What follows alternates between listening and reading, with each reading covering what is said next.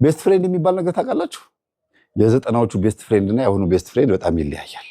ምክንያቱም የዘጠናዎቹ ትውልድ ዘጠናዎቹ የምለው ምንድን ነው በ1990 ዓመተ ምህረት አካባቢ እና 80ዎቹ ግማሽ እንዲሁም ደግሞ 2000 ከ2005 ወደዛ ዘጠናዎቹ የሚባሉት እነዚህ 20 ዓመቶች ናቸው። ከ85 እስከ 2005 ድረስ ያለው ብዙ ጊዜ ዓመተ ምህረት ሲጠቀስ 20 ዓመት ነው የሚጠቀሰው።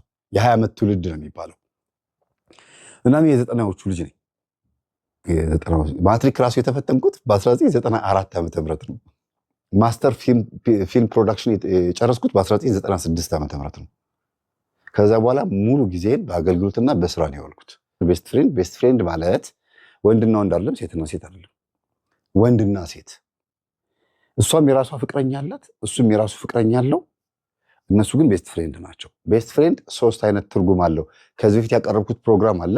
ከዛ በኋላ ጥናት ሳደርግ ብዙ ነገር ነው ያገኘሁት። ቤስት ፍሬንድ የሚለው 3 አይነት እይታ አለው። ትርጉም ሳይሆን እይታ። አንደኛ ሁልጊዜ መገናኘት፣ ሁልጊዜ ማውራት፣ መጫወት። ከውሏቸው ውስጥ ምናልባት ሊተኙ ሲሉ ነው የሚለያዩት ወደ የቤታቸው ሲገቡ እንጂ አብረው በብዛት መዋል ማለት ነው ቤስት ፍሬንድ።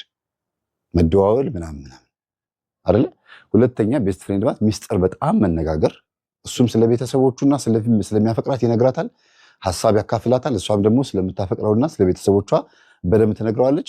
ቁጭ ብለው ሀሳብ ሼር ይደራረጉና እሱ ስለ ወንድ ይነግራታል፣ እሷ ስለ ሴት ትነግረዋለች። ከዛ የወንድን ስነ ልቦና በዛ ወኩ ብላት ሄዳ ደግሞ ታጫውታለች፣ እሱም ያጫውታል ማለት ነው። እና ሁለተኛ ነው። ይሄ ሚስጥር ነው መነጋገር። ሶስተኛው ግን በተገኘበት ሁኔታ በተገኘው አጋጣሚ ድንገት በዝሙት ቢወድቁም ሁለቱ ቤስት ፍሬንድ የተባሉት ላይከዳድ ማለት ላይነጋገሩ፣ ለሌላ ሰው ላይነግሩ ሚስጥሩን ጠብቀውት ቆይተው እንደዛው እንዲቀጥሉ እሷም ስታገባ እሱም ሲያገባ የድሮ ጊዜያቸውን እያስታወሱ ምናምን እንደ ፈን እንደሆነ ታሪክ ማሰብ እንጂ በቃ ዝም የሚባባሉት። ደግሞም በጥምቀት ዓመት በዓል ንግስ ፕሮግራም ምናምን በሚሆኑበት ጊዜ የሆነ ምክንያት አድርጎ ድግስን ፕሮግራም አድርጎ ተቀጣጥሮ ተደብቆ ጫካም ይሁን ቤርጎም ይሁን ምንም ይሁን ተገናኝቶ እንደፈለጉ መሆን ባጣ ቆየኝ አይነት ነገር ነው። ፍቅረኛሞች አይደሉም፣ ቤስት ፍሬንድ ናቸው። ወይም ደግሞ በጣም ጓደኛ ማቾች ማለት ነው። በጣም ነው የምትወጁ እንደሚባለው ነገር ማለት ነው። እና ከምን መጣ ይሄ ነገር? ለምን ሁለቱ አይፋቀሩም? ምንድነው ምክንያቱ ሊባል ይችላል። እና ሳጠና ካገኘሁት ውስጥ ነገር አንዱ ምንድነው ወይ በመልክ ይደባበራሉ፣ በዛኛው ጉዳይ ላይ ብቻ የሚፈላለጉት፣ ወይ ደግሞ በጣም ስለተላመዱ ነው እንጂ የሚቀራረቡት እሱ የኔ ታይፕ አይደለም ታይፕ አይደለችም ተባብለው በውስጥ በኩል እንደዛ ነው የሚባባሉት።